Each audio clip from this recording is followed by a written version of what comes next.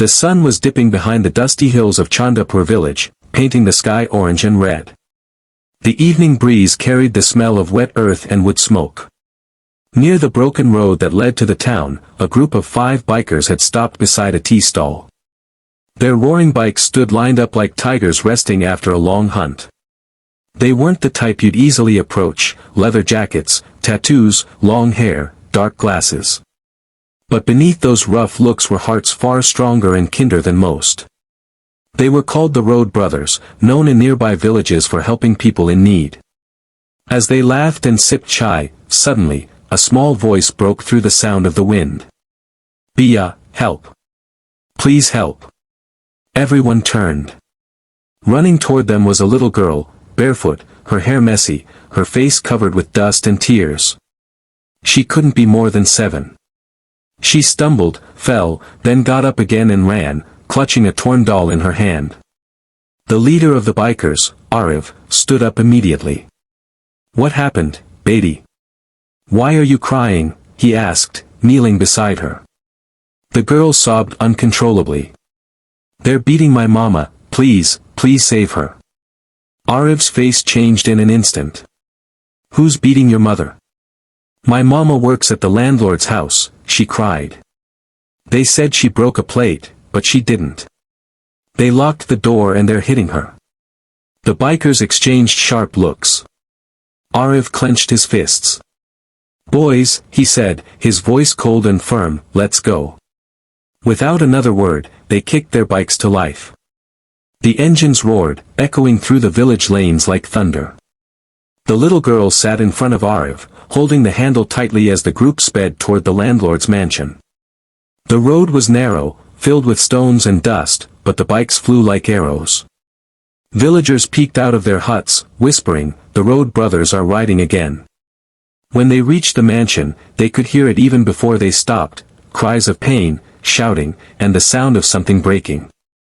Arif jumped off the bike, stormed to the door, and kicked it open.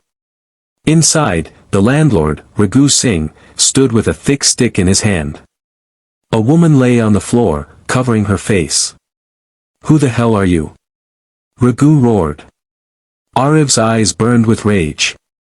"The people who will teach you what humanity means." Raghu laughed.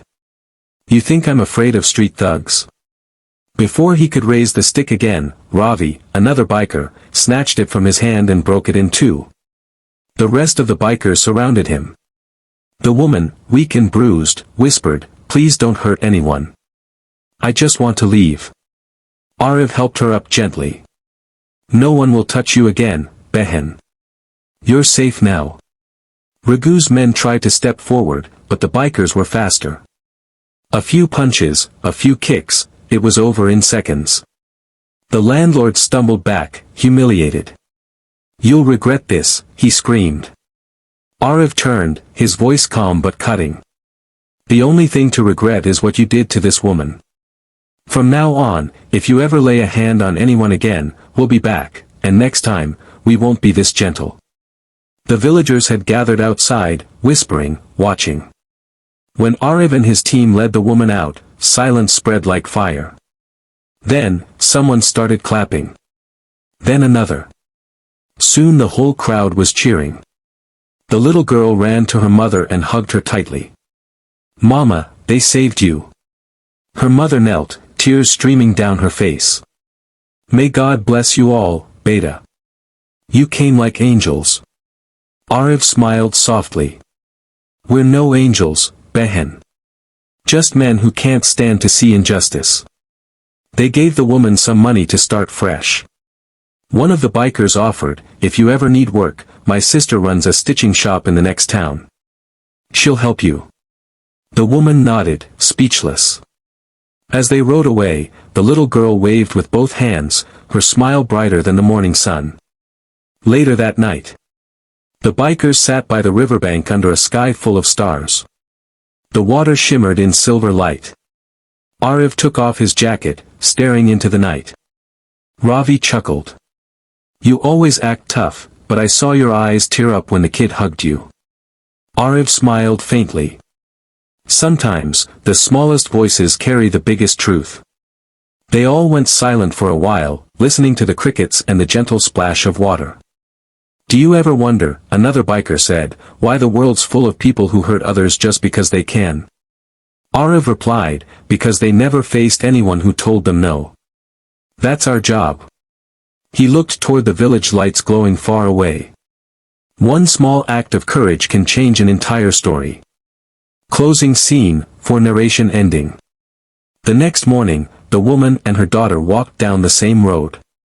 She looked up at the rising sun and whispered, "They came when no one else did." Somewhere in the distance, the rumble of bikes echoed again, a sign that the Road brothers were already on another mission. Because heroes don't always wear uniforms. Sometimes, they wear dust, leather jackets, and carry hearts made of gold. If this story touched your heart, don't forget to like, share, and subscribe to our channel. Because every view, every click, helps us spread stories that remind the world, kindness still exists. Turn on the bell icon for more powerful stories like this one. Thank you for watching.